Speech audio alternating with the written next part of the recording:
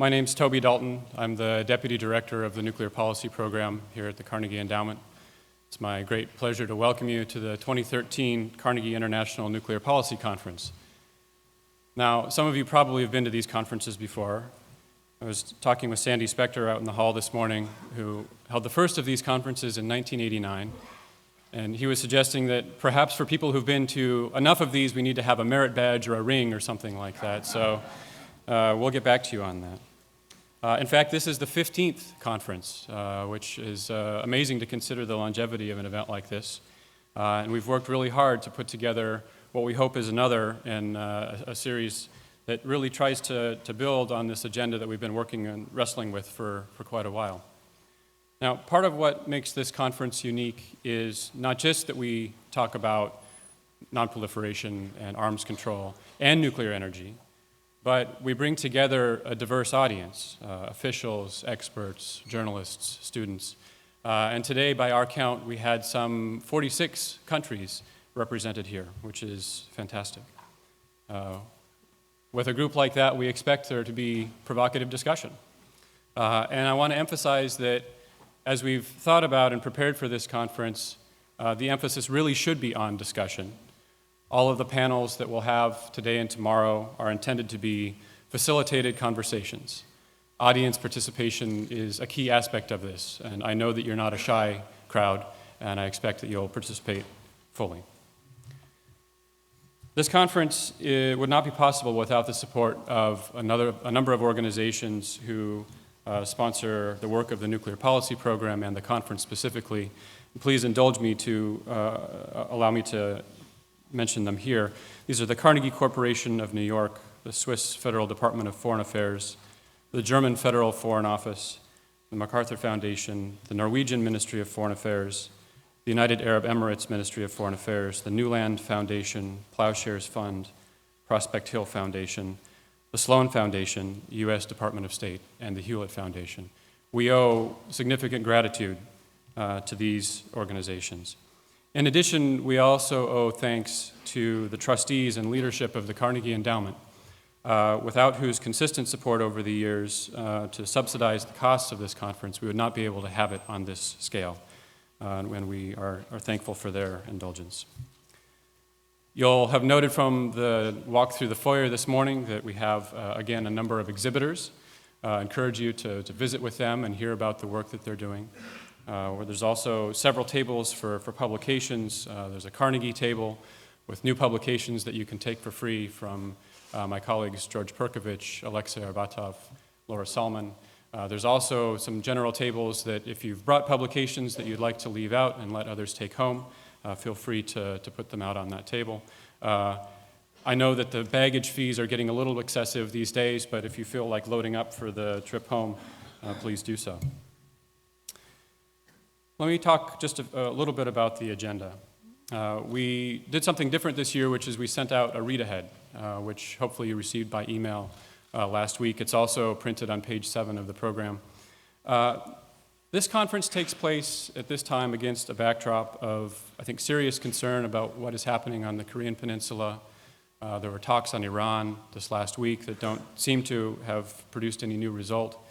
And of course, there's increasingly bellicose prognostication from the Wall Street Journal about looming proliferation, which if you haven't seen their section from this morning, I encourage you to do so. Now, some of you might look at the agenda and wonder, where are these topics, the usual hotspots? Why aren't there any panels on these? Or conversely, why are we talking about humanitarian dimensions of nuclear weapons or emerging powers? Well, on the former, as we thought about the substance of this conference, we assumed that these issues will be ever present in the conversation. They will be raised in several of the thematic sessions on regime change, on sanctions, and on the balance between nonproliferation and disarmament, for instance. And on the latter point, we think this conference provides an opportunity to focus not just on issues that are in the headlines, but those that will be of increasing importance and shape how we perceive and analyze these issues in years to come. We think it's worth the time to spend and discuss those kinds of issues.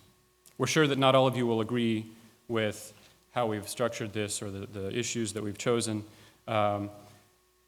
This is a matter of subjectivity. In any case, hope you enjoy the discussions, have new perspectives, new ideas, and new colleagues from around the world. Lastly, a note about the roster of speakers. We went to print with the program, and then we printed an addendum to the program, and even the addendum isn't quite correct. There's always last-minute changes. We're very much looking forward to hear from Foreign Minister Patriota of Brazil. Unfortunately, he had to stay back in Brasilia at the last minute, so unfortunately we will not have a chance to hear from him. There are a few other changes that you'll encounter as you go to some of the panel sessions, but we think that there's no diminution in the quality of the program in any case. Request from the sound engineer, who says that we do not have the technology here to block cell phones, which we probably should investigate for the future. Please, if you haven't already done so, either turn off or put your phone to vibrate. With that, I wish you a good conference, whether this is your first conference or your 15th conference. We hope to see you next year for the 16th. And I'll turn it over at this point to Mark Fitzpatrick to introduce the first session. Thank you.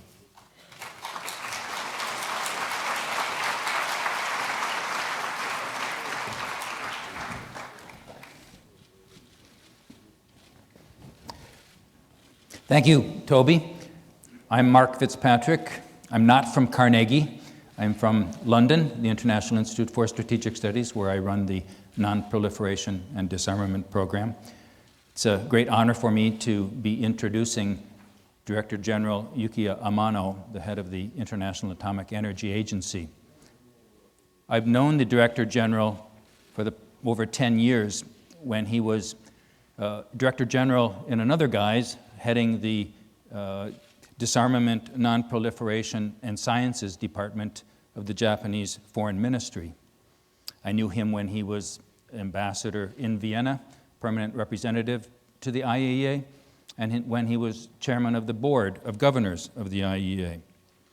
He's headed the agency since December 2009 after winning a hotly contested election.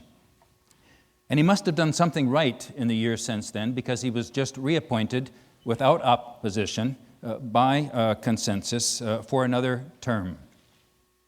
Now the General Conference has to confirm that this coming September, so it's not a completely done deal yet. It's been a challenging 3.5 years for the IAEA.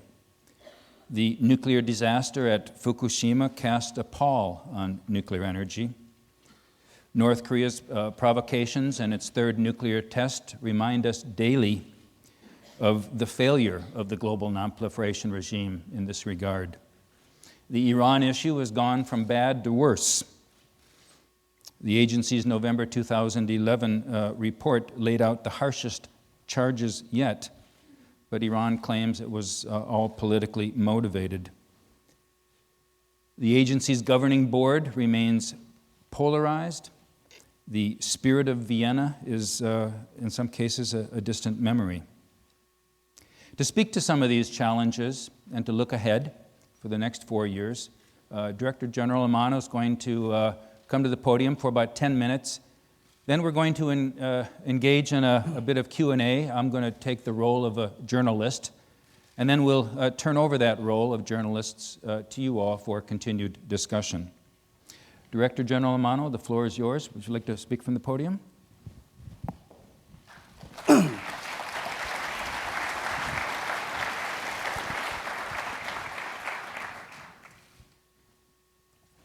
Good morning, ladies and gentlemen. I am very much pleased to have been given this opportunity to speak in front of such distinguished audience. I'm also very much delighted because I can see nice cherry blossoms here. As an average Japanese, when we work in a foreign country, we miss cherry blossoms and hot spring. Last week, I went back to Japan, and this year, the season of cherry blossoms was very early, and I could enjoy the cherry blossoms, and I went to Fukushima to enjoy the hot spring. And now I can enjoy the cherry blossoms again, so my second term starts with good omen. Today, I would like to talk very briefly about the contributions of the IAEA towards creating the world free from nuclear weapons. We have various activities, but one of the most important is, of course, our activities in non-proliferation. Before going in details, I would like to briefly explain the basic arrangement of a multilateral non-proliferation system or regime. Under the NPT, all the non-nuclear weapon states make commitment not to use nuclear material for purposes other than peaceful ones. And they are requested to conclude comprehensive safeguard agreement and submit declaration to the IAEA. The IAEA, for its part, has the obligation and right to verify that all the nuclear material and facilities, nuclear facilities in the country is uniquely for peaceful purpose. If the IAEA finds that some activities of a country constitute non-compliance with the comprehensive agreement, the IAEA Board of Governors reports it to the United Nations Security Council, and the United Nations Security Council adopts appropriate measures. This arrangement seemed to have worked generally well up to the early 1990s. But the discovery of secret nuclear weapon programs in Iraq after the first Gulf War made it clear that the IAEA was not well equipped to discharge its responsibilities. The response from the member state was the approval of the additional protocol, which took place in 1997. With this additional protocol, the IAEA has an expanded tool to have access to site, information, and people. I always remind the IAEA member states that the additional protocol is essential for the IAEA to give credible assurance that all the nuclear material in the country is in peaceful purpose. When I joined the agency in 2009, the number of countries with additional protocol was 93. Now the number stands for 119. This is a quite impressive, important progress in 3.5 years. The recent trend is that the IAEA found the activities of some countries constitute non-compliance with the IAEA safeguards. The IAEA reported it to the Security Council, and the Security Council adopted resolutions. But these countries do not implement UN Security Council resolutions and do not proactively cooperate with the IAEA as requested by the United Nations Security Council resolutions, which are legally binding as they were adopted under Chapter 7. We are focusing on Iran, DPLK, and Syria. But I am sure that you have lots of questions on these issues, so I would like to come back to this issue in the question and answer sessions. Another area where IAEA is working is the nuclear disarmament.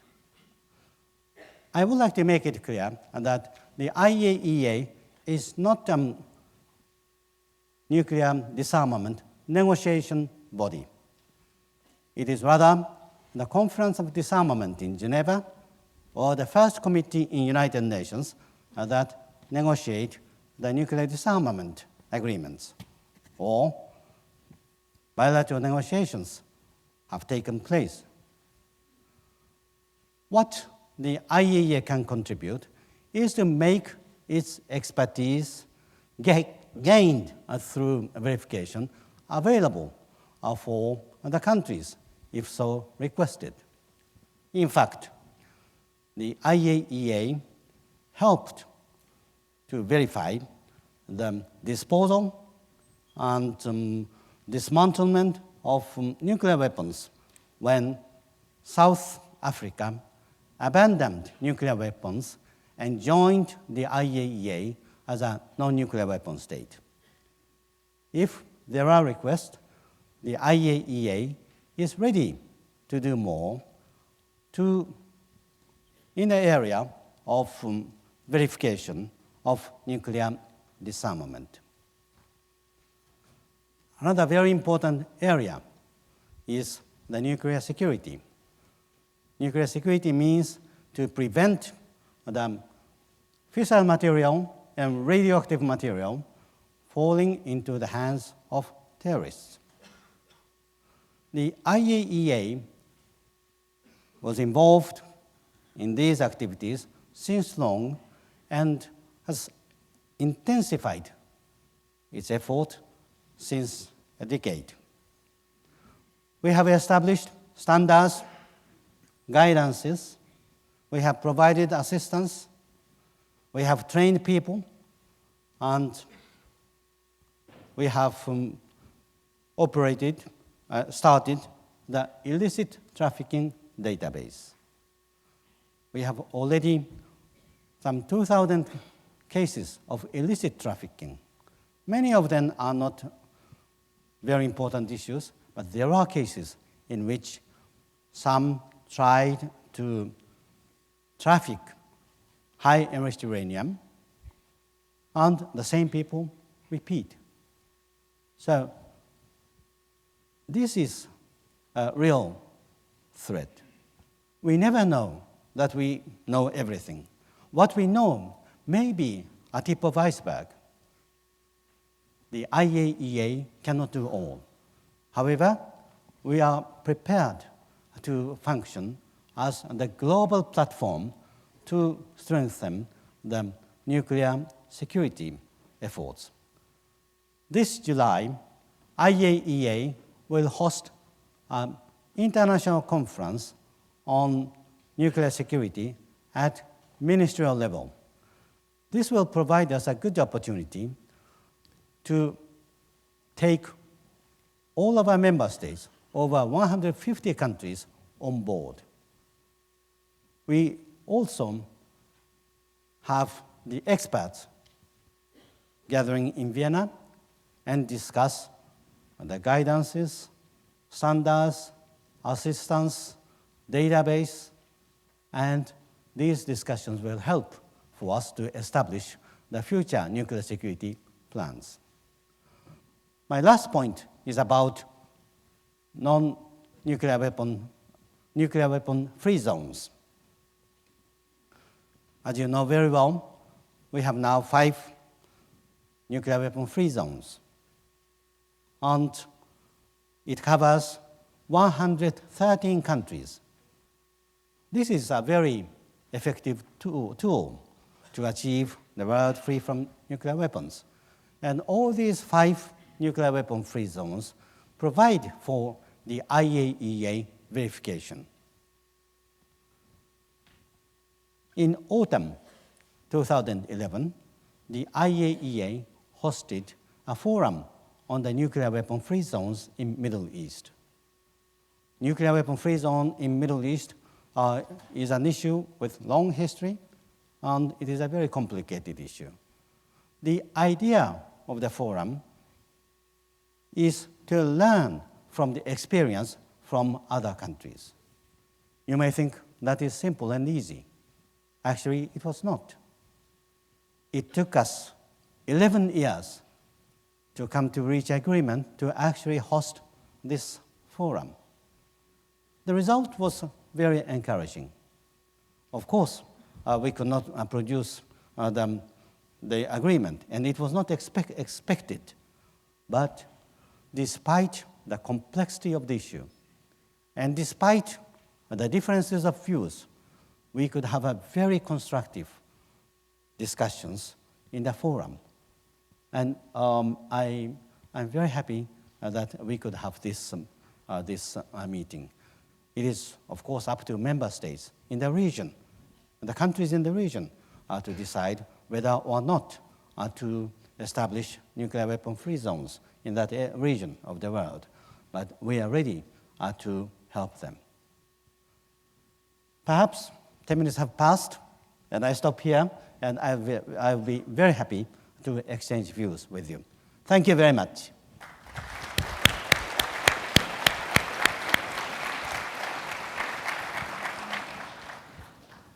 Thank you, Director General. It's not only cherry blossom season, it's baseball season. So let me start with a softball. As I said, you were reappointed without opposition. You obviously overcame the hesitancy that some states had about your candidacy that they voiced 4 years ago. How did you do that? Can you tell me about what you look back these 3.5 years of your achievements, maybe lessons learned, maybe some disappointments, and maybe looking ahead what you hope to do for an encore? The election in 2009 was a very difficult one. But it is very natural that if there are more than 2 candidates, the views of member states are divided. And it happened in my case, and it also happened with my predecessors.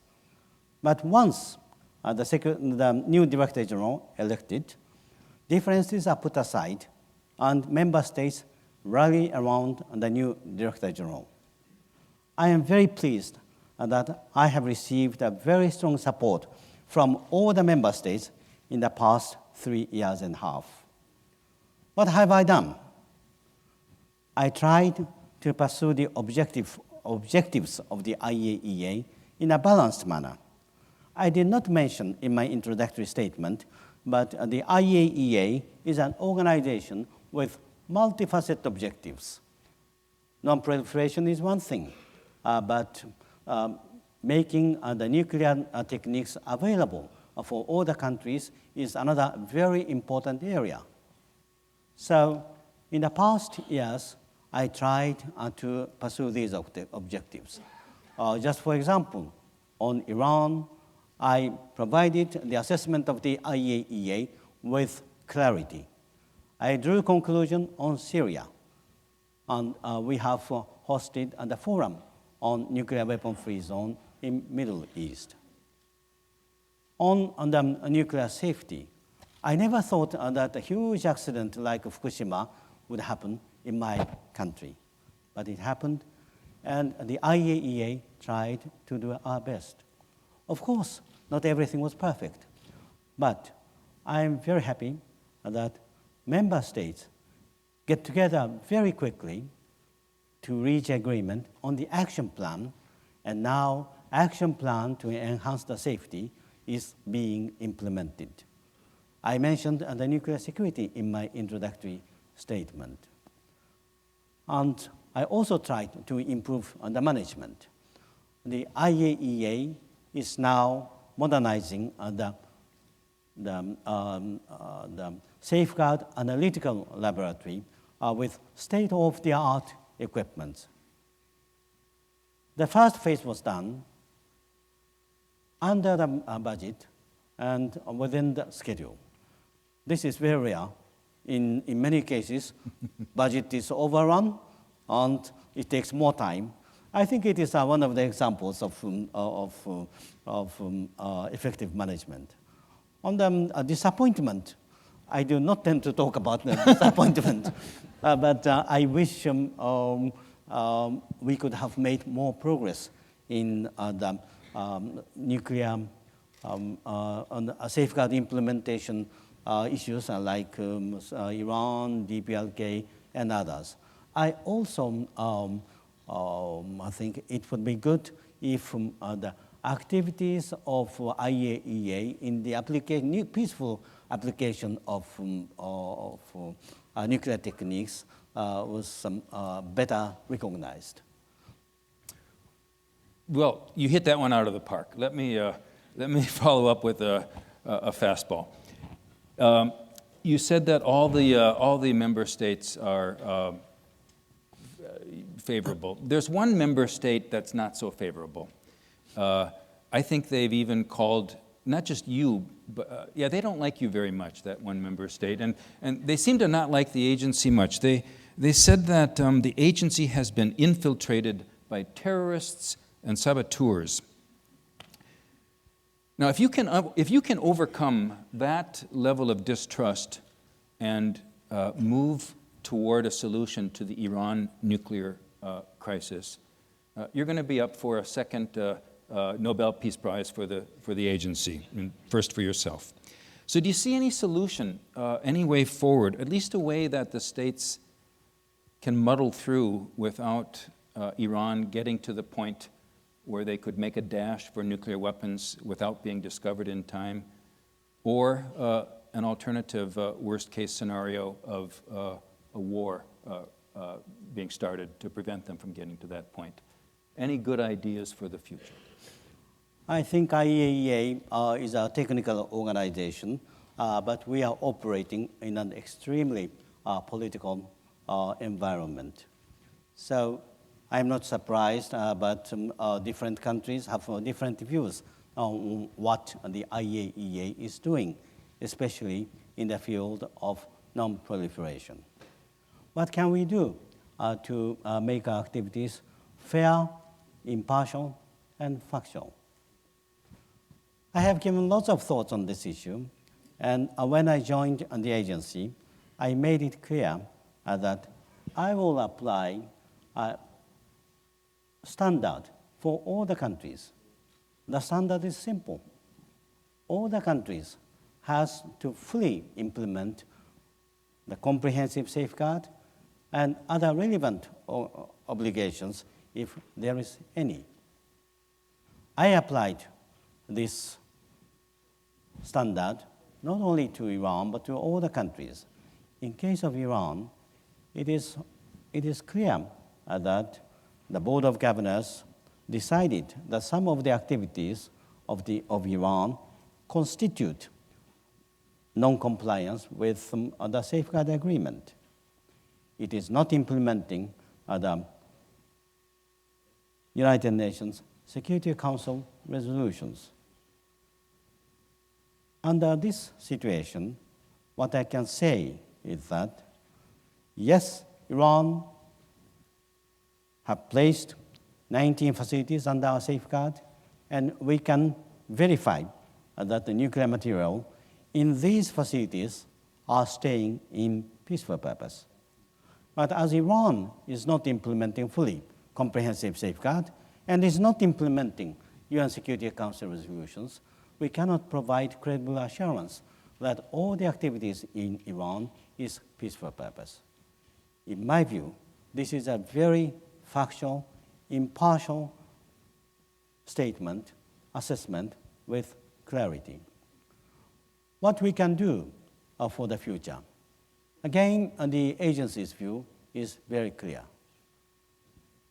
By applying this standard, we have provided the assessment of the situation with clarity. In any event, in any issues, having a clear understanding of the issue is the starting point. Then, in November 2011, I shared the information with member states. And with that, I identified the areas which Iran has to clarify. And since January 2012, the IAEA and Iran have been negotiating with a view to reaching agreement on the modality, which we call structured approach, to resolve all the outstanding issues. Unfortunately, we have not yet reached an agreement, but the way forward is clear. we have provided clear assessment. We have identified issues to be resolved. We are now negotiating the modality to resolve these issues. We need to reach agreement, and then we implement it. The IAEA is determined to resolve the Iran nuclear issue through diplomatic means. Resolving this issue through diplomatic means by fully cooperating with the IAEA should be the interest of Iran. Therefore, I really hope that we can find, Iran and IAEA will find a common ground. Thank you, Director General. Let me ask a follow-up question about this modalities, the structured approach. You've been working on it for 16 months. You've gone to Tehran. Your senior officials have gone there. So many times when you've gone there, it looked like you were almost at the verge of striking a deal. And each time you've gone there, no deal. What's holding up agreement? And a related question, is too much attention being paid to the issue of Parchin, where some people think that even if you go there, you won't find anything after all these years, no evidence of malfeasance? Or related, is too much emphasis being placed on what happened in the past at Parchin and elsewhere, and to the detriment of getting a handle on what is going to be happening in the future?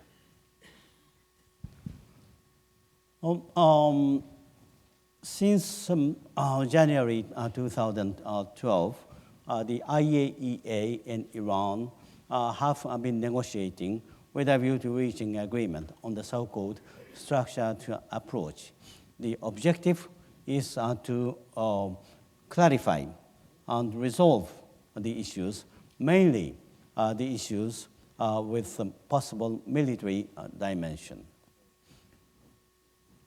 We have covered a long distance, and while we have differences, and some of the differences are quite important, we have narrowed the gap. The sticking point is that for us, we are flexible, but in our view, the agreed approach should be inconsistent with the IAEA verification capability, effective verification. This agreed document should enable us to conduct our verification work. If that is not the case, this does not serve for the common objective to resolve the issues. Reaching the agreement on structured approach is important, but we should not lose the big picture. The objective is to build or rebuild the confidence in Iran's activities. The structured approach should contribute for that purpose. This is the reason why we have not yet been able to reach agreement. And why do we focus on Parchin? Parchin is a priority issue for us, but of course, Parchin is not the only issue. We have already asked detailed questions. We are asking Iran to give us access to the site, but we are also asking access to people and information as well as to the site. Since we identified the facility to which we want to have access, Parchin is a huge facility, and in the past we have visited, but this time we have pinpointed a facility to which we wanted to have access, and since we identified that facility, Iran has engaged in very intensive and extensive activities. We may or may not be able to find some meaningful things. But if we find something, that is good. If we don't find anything, that is quite normal, because it is not only Iran that we are working with. We work with many countries, and when we have information that we want to clarify, we ask access, and in almost all the cases, it turns out that there's nothing normal. So the purpose is to clarify the issue. And if Iran gives access to us at Parchin, that will help Iran, because that is contribute to enhance the confidence in Iranian cooperation with the IAEA. So I think it is a win-win game. And I continue to ask Iran to give us access to the site of Parchin.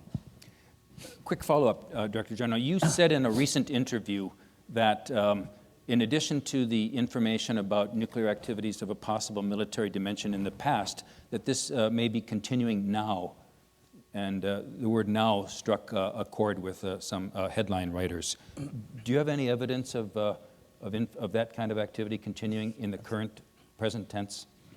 As we have reported in the annex of the November 2011 report, we have the information that Iran was engaged in activities relevant to the development of nuclear explosive devices. And these pieces of information indicate the activities before 2003, but some of the pieces of information indicate the activities after that. As our access to information, site, and people in Iran are limited, our knowledge of undeclared activities are reducing. What I meant by now is that the Iran activities could be continuing up to now. But you may recall that what I did was to ask Iran to clarify. We do not have the, by now does not mean we have the information that Iran is conducting activities as of now. We do not know. We have the information, credible information, that Iran continued its activities beyond 2003. And that's what I meant. Okay, okay.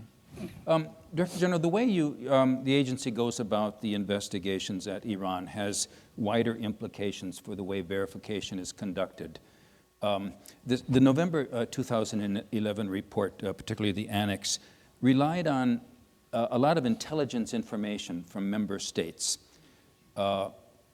most of whom probably have their own agendas.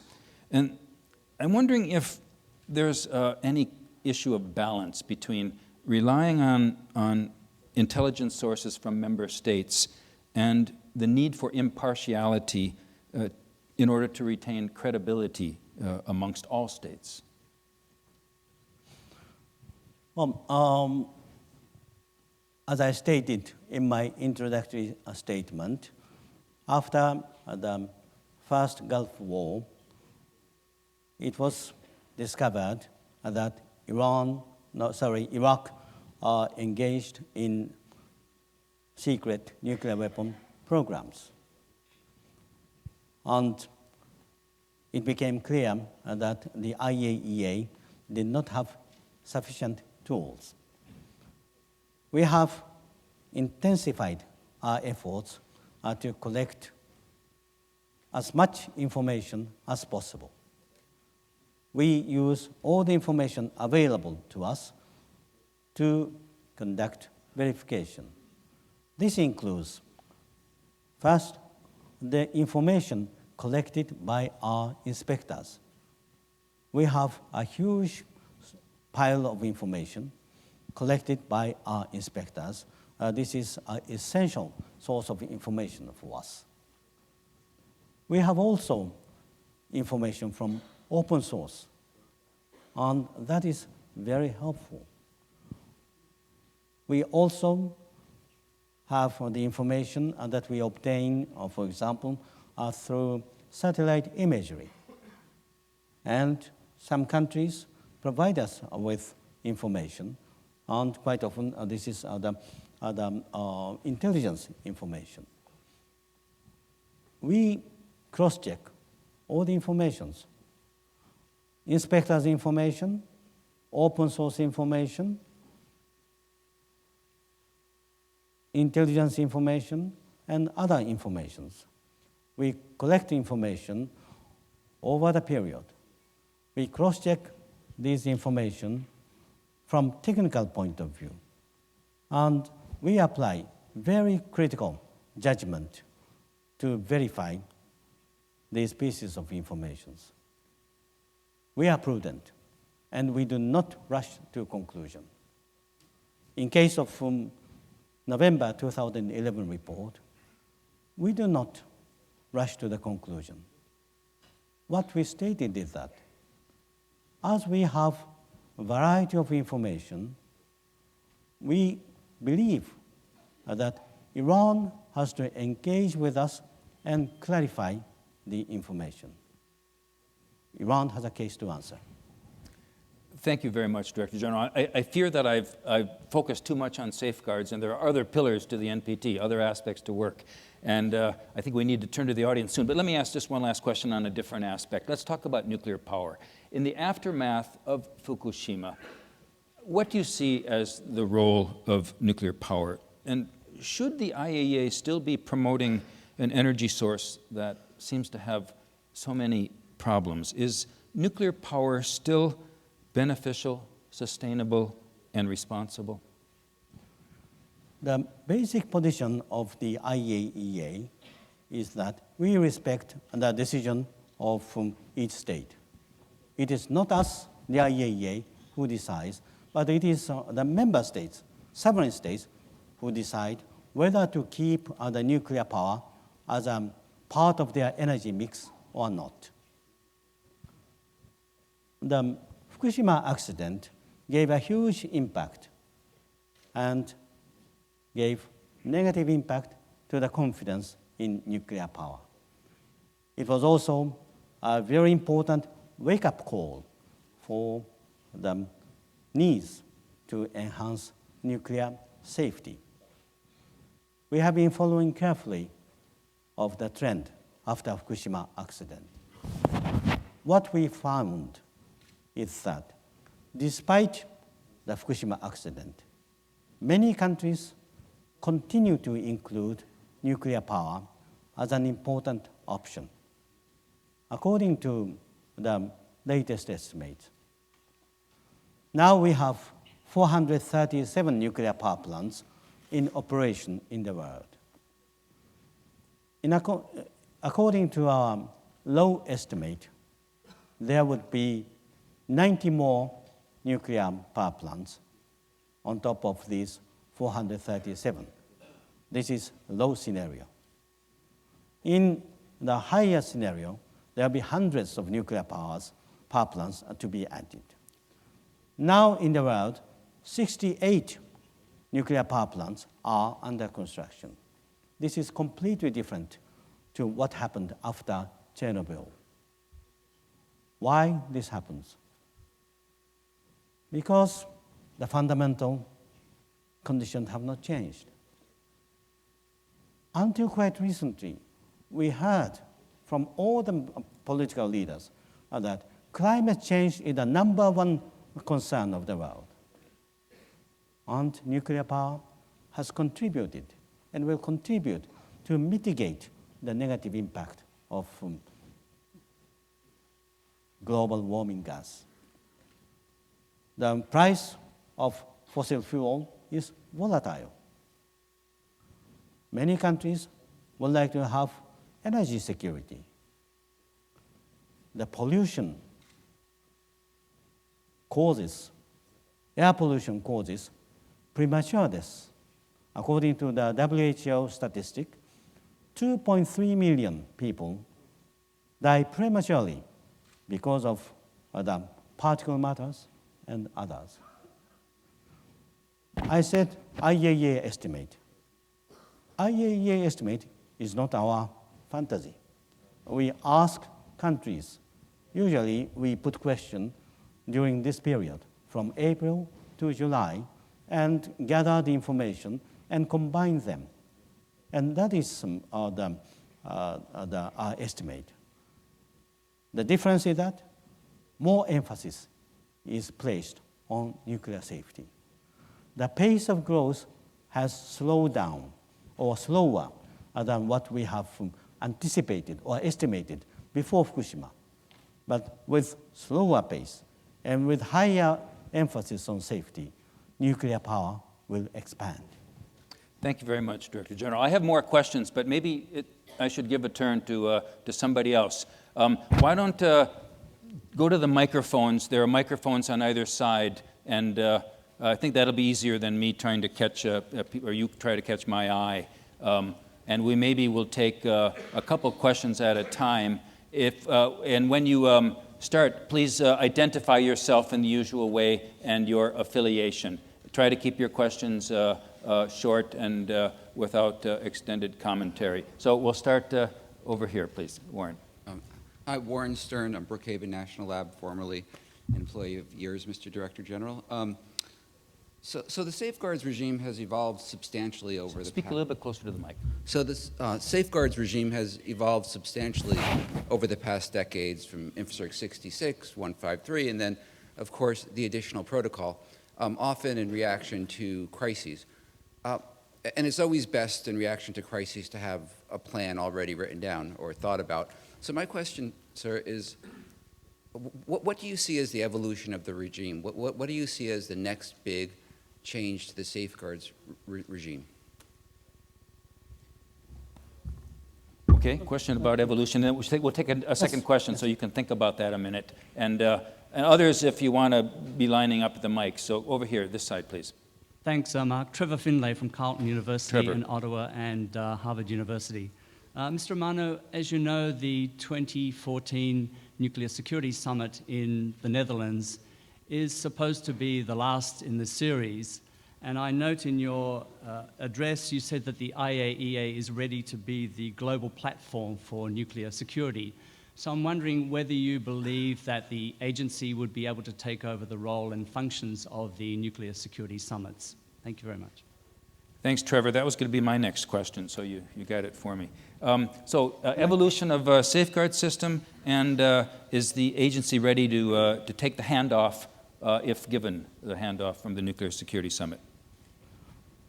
The safeguard approach has been evolving since some decades ago.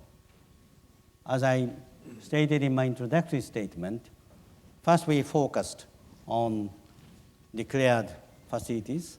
Then we found that that was not sufficient. Additional protocol was approved, but not, of course, not all the countries bring additional protocol into force. And we are collecting information from various sources, and we have the obligation, right and obligation, to verify the completeness and correctness of the declarations. Now, we will continue to use all the information available to conduct our safeguard approach. Also, technical development is very important. Nowadays, we have more sophisticated equipment. The satellite imagery did not exist when the verification system started. We have the equipment that can transmit the data on permanent basis from the site to the headquarters. So using more advanced technology is the key to make the verification effective. We will continue to use all the information available to us by critically cross-checking the information. We will use as much as some advanced technology possible to make the verification effective. Regarding the relation between the 2014 Nuclear Security Summit and IAEA nuclear security activities, we are not putting a question to ourselves whether we will succeed on the summit or not. We have a mandate on nuclear security. We have over 150 countries as our members. And we have a capacity to establish norms, provide assistance, provide training, and maintain database. What we want to do, I do not exclude other important organizations doing activities, but someone should function as the global platform to enhance, strengthen nuclear security activities, and we are ready to do that. It does not mean whether the Nuclear Security Summit will end in 2014 or continue. It is not us who decide, but it is the participants of the Security Summit who decide. On our part, we will continue to work on the July 2013 International Conference at ministerial level on nuclear security is a very important event to strengthen activities. By the way, we have two priorities in the current budget process. One is technical cooperation, and another is on the nuclear safety and security. Thank you very much, Director General. Let's take two more, in the back here, and then over here in the back. No, I'm sorry, I think maybe you were first here, weren't you? Yeah, here, these two. Okay, go ahead. Hi, this is Samantha Pitts-Kiefer from the Nuclear Threat Initiative. Actually, my question is a follow-up to Trevor's and your answer. You mentioned the already existing organizations that work on nuclear security. I wanted to ask you, how do you envision IAEA collaboration with these existing organizations to maximize all available resources and expertise and to avoid any unnecessary and potentially counterproductive duplication of efforts? Okay, collaboration among agencies. And was I right that you were first in front here? Oh, yes, please. Okay. Thank you very much for your presentation. Michael Rosenthal, now on loan to the Domestic Nuclear Detection Office. But I'd like to switch pillars. You said that you wished that the IAEA peaceful nuclear support programs had more recognition. And I'd like to ask you about one of them, which I think is unique in terms of being a public-private partnership, and that's the Program of Action for Cancer Therapy. I know you support that, and I wondered whether you think that would be one means to, or vehicle to try to enhance the agency's recognition in those areas. Michael, repeat the program you mentioned. I'm sorry, it's the Program of Action for Cancer Therapy, PACT. Program of Action for Cancer Therapy. Yes. Okay, we're talking about nuclear applications. Yeah, this is the one program I think that's unique in the agency as public-private, and it has many partners in the industrial sector and also in other UN organizations. So one question is, how would you support or grow that program and increase its recognition? And are there other programs in the peaceful uses that would be advantaged by trying to develop public-private partnerships? Thank you. Okay, so the questions were collaboration among agencies and organizations in nuclear security and public-private support, in particular for nuclear applications such as the nuclear therapy. Okay.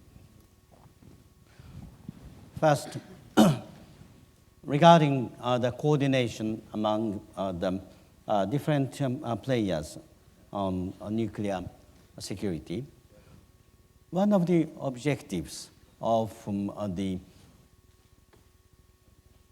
Nuclear Security Conference in July is to better coordinate the activities. we have invited various players working in this field, and we have invited experts, and we are very much willing to hear their views. Different organizations have different expertise, and we do not mean to monopolize the work, and that is not effective either. At the same time, better coordination, better exchange of views is very useful. We are sending peer review missions to countries, and that can give advice to us and to the countries. And through this the International Conference on Nuclear Security that invite all the member states of the IAEA, over 150, and international experts, we can have better views of what the stakeholders are doing, and that will help to better establish our plan on the nuclear security in the coming years. For the coordination, private and public, and with other international organizations, coordination on cancer therapy and others, this is a crucial element. The IAEA is very much interested in cancer therapy in developing countries because this is the real issue. In the past, people tend to think that cancer is a disease in developed countries. That is not the case at all. 2/3 of deaths occur in developing countries. 2/3 of cancer patients in developing countries come to screening too late. Therefore, we cannot give life-saving treatment. This is definitely a global health agenda.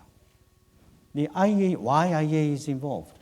Because we have nuclear medicine. We have nuclear techniques are very useful to screen and diagnose the cancer. It is also very useful for the therapy. I do not mean that we can do all. For example, prevention. It is not the IAEA's role, and I do not have the expertise how we had better to get rid of smoking. It is some WHO's work. And healthcare system is not our expertise, and we know our limit. So we have made an agreement between WHO and IAEA, and we are working together.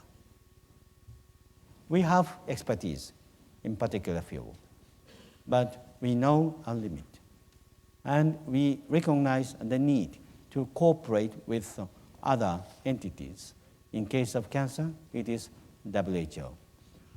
Nowadays, the private companies have expertise and financial means. They help us to finance the cancer program. This coordination is not only in cancer program. Just for example, we have very important program for the plant mutation, food security, food safety. And since long, we have the joint unit established by FAO and IAEA. And this joint unit is the locomotive to promote our activities in food and agriculture. Thank you, Director General. We'll go to the gentleman in the back and then diagonally here, and then I'm supposed to be getting somebody's flashcards, or I'm sorry. We'll go gentleman here, and then the one in back, and then we'll keep going. But somebody has to tell me how much time I have left. And okay, got it. Thanks. Okay, we got time. Okay, thanks. Ed Lyman from the Union of Concerned Scientists. You spoke of the interest of the agency in verifying nuclear disarmament activities. So in that light, I'd like to ask you about 2 years ago, the US and Russia both requested that the agency begin negotiations on an agreement to provide monitoring, I'm not sure verification is the right word, of the US-Russian Plutonium Management Disposition Agreement. There's been very little public information about the status of those negotiations, so I'd like to ask if there's anything you can say publicly about them, about who would pay for them, about whether design information of the facilities that are already under construction would be provided to the agency. Thank you. Okay, a question about the status of the U.S.-Russia Plutonium Disposition Management Program. And over here, please. Thank you. I'm Tong Zhao from Georgia Tech. I have a question about the state-level approach of conducting safeguards. I understand that it is a very important effort to build a more efficient and more effective safeguard system. However, on the other hand, it looks like the effectiveness of the safeguards also depends a lot on the relationship between the agency and the state inspected. So if the state inspected does not have a good and a cooperative relationship with the agency, that could create a lot of problems for the inspection, for the safeguards. So under the state-level approach, those states that might receive more focus, that might receive more closer scrutiny, they may feel unfairly targeted by the new approach. So I was wondering, do you think the two goals can be compatible? One is to build a more effective and more efficient safeguard system, and the other is to maintain or even promote a better relationship between the agency and the state inspected. And if so, what are the measures that Iaea could do to help promote a good relationship between the agency and the state inspected and the state-level approach? Thank you. So, question about the state-level approach and how to balance questions of fairness of scrutiny with efficiency and relations with the state. But the first one was the plutonium disposition. First, regarding the plutonium management disposition agreement, we have received letters from the Secretary of State and from of the United States and from the Foreign Minister of Russia some years ago. And we have had rounds of discussions on this issue. This is a very complicated issue. The basic idea is that 34 tons of plutonium will come from the military cycle. 34 tons of plutonium will be no longer needed for the military purpose, and this plutonium needs to be stored or disposed of. And these two countries, United States and Russia, have asked Iaea to play a role to verify the disposal of the plutonium. This is not a simple question. There are discussions how to deal with the disposal. There are various techniques. Shall we irradiate it in the reactors, or shall we store it, or shall we dispose it? These aspects should be addressed. We need to address the financial aspects. We need to define the role of the Iaea. So this is not an easy, simple task, but we have been working on this issue. Rounds of discussions have taken place, and we are continuing these efforts.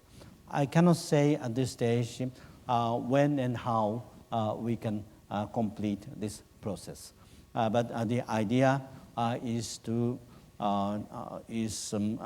the Iaea plays a role so that the 34 tons of plutonium coming from the military cycle will no longer be reused, re-enter into the military cycle.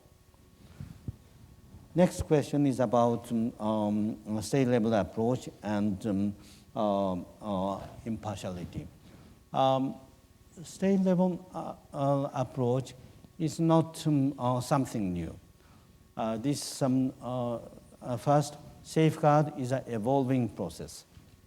And this concept of state-level approach has developed, especially after the early 1990s. And we use all the information available for the agency after carefully scrutinizing the information. I use the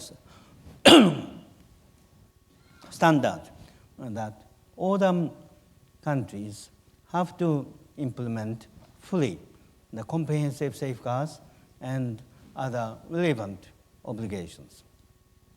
There is not such a thing that for some countries, our safeguard approach is generous.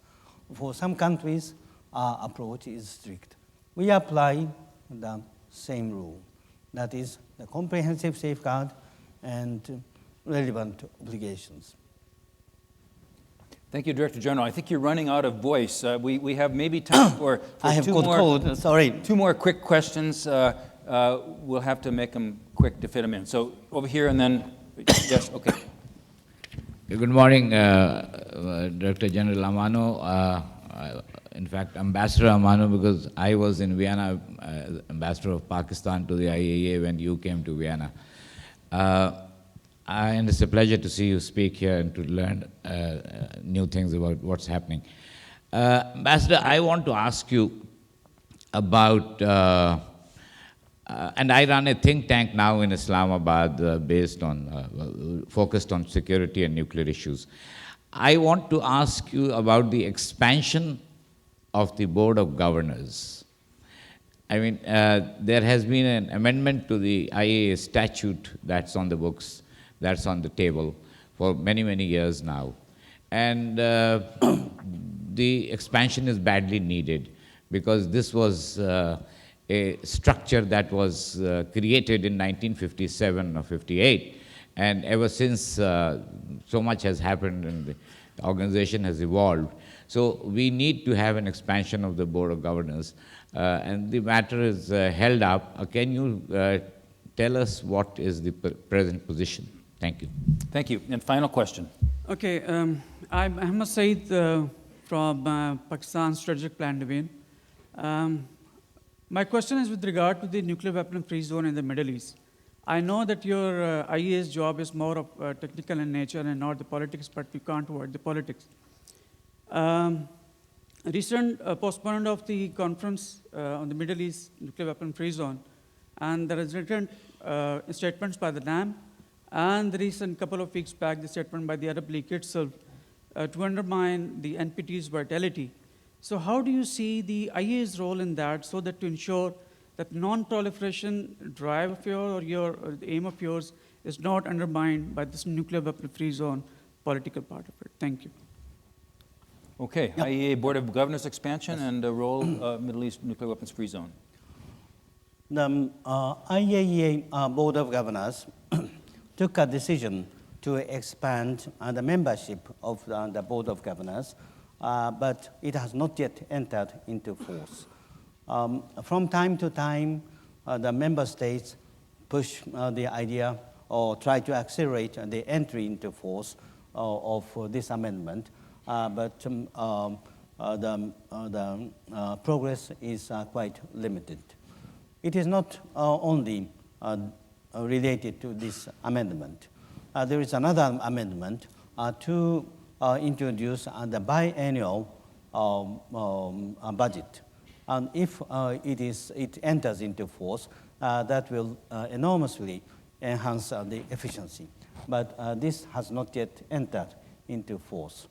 One of the problems of the amendment of treaty is that member states are very enthusiastic in amending, but follow-up is rather weak.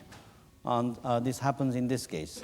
It is not only in the IAEA statute-related issues, but we see the other issues like the amendment of the the Convention on Physical Protection of Nuclear Material. But we would like to see the entry into force of these amendments. For the nuclear weapon-free zones and postponement of the nuclear weapon-free zones in the Middle East meeting, this is a matter that is handled by the Secretary General of the United Nations and the facilitator who was appointed by the Secretary General. So I do not have, I'm not directly involved in the hosting of the Nuclear Weapon-Free Zone Conference under the NPT. What we can do is that we are helping 5 nuclear weapon-free zones existing in the world in the field of verification and in the peaceful use, for example, in the Perindaba Treaty. If requested, we are ready to help the establishment of the nuclear weapon-free zones and implementation of the nuclear weapon-free zones, but addressing the issue under the NPT is rather done by other entity. Mr. Director General, thank you very much. I wasn't keeping score, but if this was a baseball game, I think you'd have a very high batting average. Best wishes for a winning season for the IAEA team in your next 4 years. Thank you very much. Thank you very much. Thank you all.